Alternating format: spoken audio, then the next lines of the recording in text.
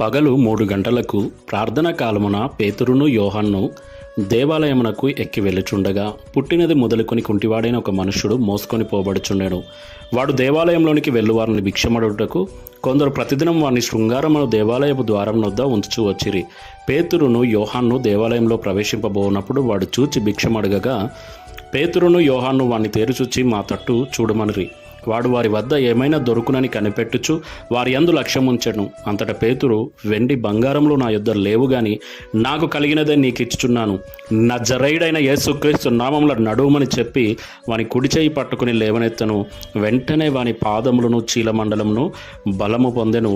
వాడు దిగ్గున లేచి నిలిచి నడిచెను.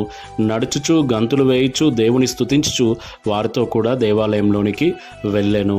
ప్రియ సహోదరి సహోదరుడా, ఏ సమస్యతో బాధపడుతున్న నజరేయుడైన యేసుక్రీస్తు నామంలో ఆజ్ఞాపించు, అద్భుతం